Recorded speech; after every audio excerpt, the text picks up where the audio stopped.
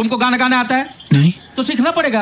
अगर सुबह सुबह संडास जाना है तो सिंगर बनना पड़ेगा। Bad comedy versus good comedy. अब देखो, कॉमेडी के कई प्रकार होते हैं, जिसमें से आज हम बात करेंगे 4 प्रकार की कॉमेडीज के बारे में, जैसे कि slapstick comedy, disability gag, dark jokes और डार्क कॉमेडी। अब इन दोनों के बीच में क्या फर्क है, सब्र रखो, सब पता चलेगा। हाय नो, ये सब सुनने के बाद कुछ लोग सोच रहे होंगे कि भाई कॉमेडी के इतने प्रकार कहां से निकाल दिए, कॉमेडी तो कॉमेडी होती है ना। पर नहीं, यहाँ पे बहुत बड़ा फर्क है। और जैसे जैसे मैं आपको बैड और गुड एग्जांपल्स दिखाऊंगा, आपके सारे डाउट्स क्लियर हो जाएंगे और इसी बहाने कुछ नया सीखने को भी मिलेगा। चलो शुरू करते हैं सबसे पहले स्लैपस्टिक कॉमेडी के साथ। इसमें ज्यादातर फिजिकल कॉमेडी का यूज किया जाता है, बॉडी लैंग्वेज का यूज किया जाता है, कई बार तो ओवर द टॉप एक्सप्रेशंस भी होते हैं, जैसे कि किसी को थप्पड़ मारना, चप्पल से मारना, या फिर गिर जाना, या फिर उसको डंडे पड़ना। पर इसे इस तरीके से दिखाया जाता है कि कैरेक्टर के लिए तो वो बड़ी दिक्कत की बात है, पर हमें देख के हंसी आती है। पर आजकल की कॉमेडी मूवीज में ये कुछ ज्यादा ही कर दिया जाता है, जिसके कारण उसे देख के हमें हंसी नहीं बल्कि क्रिंजी फील होता है। इसे अच्छे से समझने के लिए एक एग्जाम्पल देखते हैं, bad example in a slapstick comedy.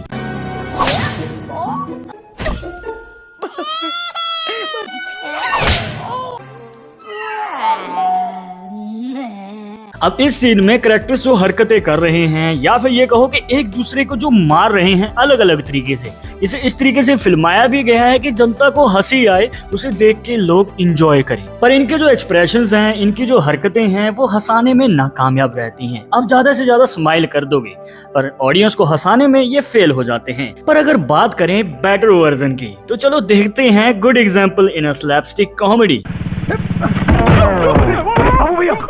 छाती फोड़ रे, मार साले का खोपड़ी तोड़ साले का। हेरा फेरी और फिर हेरा फेरी में जब बाबू राव का 2 बार सिर फोड़ा जाता है, तो भाई बाबू राव को बहुत दर्द हो रहा है, पर हमें देख के हंसी आ रही है। क्यों? क्योंकि इस सिचुएशन में मारने वाले के एक्सप्रेशंस और जिसको लग रही है उसके एक्सप्रेशंस एकदम ऑन पॉइंट हैं, जिसे देख के हमें हंसी आती है। और एक्टर्स की परफॉर्मेंस के कारण भाई आप इस सीन को चाहे कितनी बार ही क्यों ना देख लो, हर बार हंसी आएगी। इसके बाद आती है डिसेबिलिटी गैग। ये अलग तरीके की कॉमेडी है। इसमें क्या होता है, अगर कोई अपाहिज है, हैंडीकैप्ड है, या फिर किसी का कोई बॉडी पार्ट काम नहीं करता है, मतलब अगर किसी को शारीरिक तौर पे कोई प्रॉब्लम है, तो उस कैरेक्टर की डिसेबिलिटी को इमोशनली नहीं बल्कि हिलेरियस तरीके से दिखाया जाता है कॉमेडी मूवीज में। आई नो रियल लाइफ में किसी की भी डिसेबिलिटी का मजाक नहीं उड़ाना चाहिए, पर सिनेमा में ऐसा बहुत लंबे समय से होता आ रहा है, तो मुझे लगा आपको एक बार एक्सप्लेन करना तो बनता है। यहाँ पे अब हम देखेंगे good example in a disability gag. मेरी एक टांग नकली है, मैं हॉकी का बहुत बड़ा खिलाड़ी था। एक दिन गलती से उदय भाई के लिए मेरे मुंह से गलत निकल गया, तो मजनू भाई ने मेरी हॉकी स्टिक से मेरी टांग के टुकड़े टुकड़े कर डाले। आई नो भाई, यहाँ पे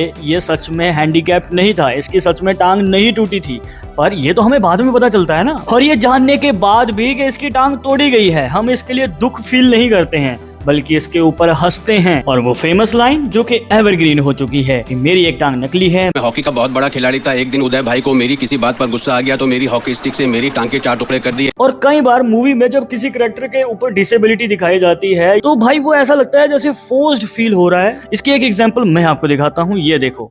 Love is cute. But In this case, the lover is mute.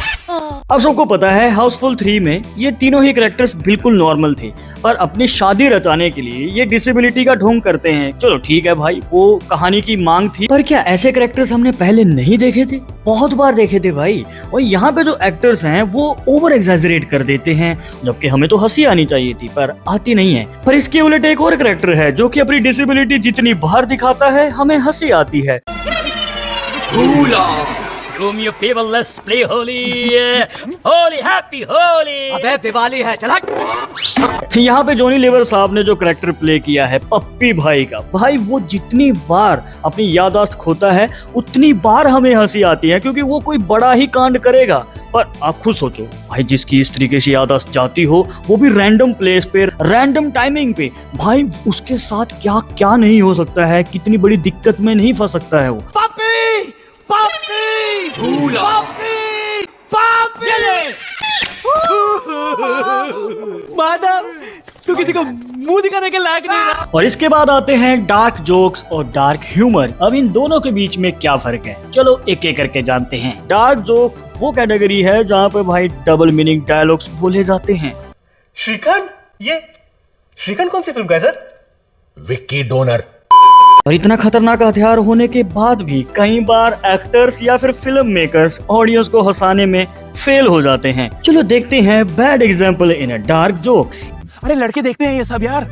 मेरे साथ जो इतना सीधा रहता है वो ब्राउज ये सब करता है। ब्राउज ये सब करके आता हूँ तभी तो तेरे साथ सीधा रहता हूँ। अब मैं ये नहीं कहूंगा कि भाई इसे सुनने के बाद हंसी नहीं आती है। पहली बार में ऑडियंस जरूर हंसेगी, पर दूसरी बार में हंसी नहीं आती है। और यही इस डार्क जोक की खामी है। इसे और भी अच्छे से लिखा जा सकता था, जिससे कि ये मीम्स में वायरल हो जाता, एवरग्रीन बन सकता था। और इससे खतरनाक डायलॉग्स तो आपको भाभी जी घर पे हैं सीरियल में सुनने को मिल जाएंगी। इस बागीचे के फल सूख गए। ड्राई फ्रूट का अपना अलग ही मजा होता है टक्कर साहब। पर चलो अब हम देखते हैं good example in a dark jokes. एक बार हमने मुंह बोली बहन की इज्जत बचाई थी। उसने हमें लॉरी गिफ्ट में दी थी। उसका नाम लिख दिया बहन की लॉरी। भाई इस डार्क जोक को तो एक्सप्लेन करने की भी जरूरत नहीं है, क्योंकि सबको पता है कि यहाँ पे सीधा सीधा गाली दी जा रही है, बस शब्दों का हेर फेर है। यही नहीं, एक और डार्क जोक है, ये भी सुनो। फिर मैं चिंटू है। नहीं, मेरे को एक मौका देंगे, चिंटू हो जाएंगी। अब डार्क जोक्स के बारे में तो आपने समझ लिया होगा कि डबल मीनिंग डायलॉग्स के द्वारा लोगों को हंसाया जाता है। पर जब बारी आती है डार्क कॉमेडी की, तो इसमें पूरी की पूरी सिचुएशन को देखा जाता है। किसी के साथ कोई बुरी घटना तो नहीं हो रही। अब कैरेक्टर के हालात चाहे कितने भी बुरे क्यों ना हो, ऑडियंस को हंसी आनी चाहिए। पर कई बार फिल्म मेकर्स इसे दिखाने में फेल हो जाते हैं। और यहाँ पे आती है bad example in a dark comedy. अरे शादी को 6 महीने नहीं हुए और तू घर छोड़कर भाग गई। ये यहाँ रह गई ना तो हमारे ग्रैंड फिनाले वाह एपिसोड सारे इसकी चुगलियों में घुस के रह जाएंगे।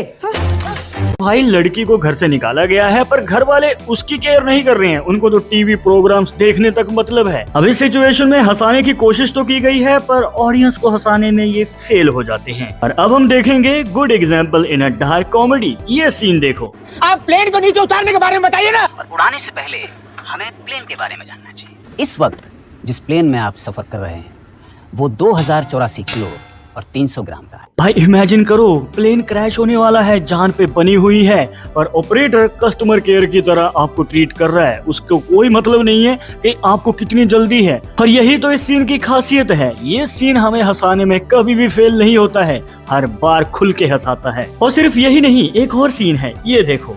दारू पीने से खांसी चली जाएगी क्या? अरे दारू में मेरा बाप का गराज चला गया, पूरा प्रॉपर्टी चला गया, खुद मेरा बाप चला गया, तेरा खांसी क्या नहीं जाएगा रे? बाबूराव का ये डायलॉग चाहे हमें कितनी बार ही क्यों ना हंसाए, पर अगर आप गंभीरता से सुनोगे तो आपको पता चलेगा कि कितनी डार्क सिचुएशन रही होगी। दारू पीने से उसका बाप तक चला गया, तो सोचो बाबूराव के ऊपर क्या क्या बीती होगी। और आपको पता ही है बाबूराव के साथ जो होता है वो हिलेरियस होता है, और इसलिए ये सिचुएशन डार्क होते हुए भी हमें फनी फील होती है। और अगर आपको कॉमेडी का ये कंपैरिजन पसंद आया हो तो आपको ये वीडियो भी देखनी चाहिए, जहाँ पे मैंने बताया है बैड वर्सेस गुड मोनोलॉग्स के बारे में।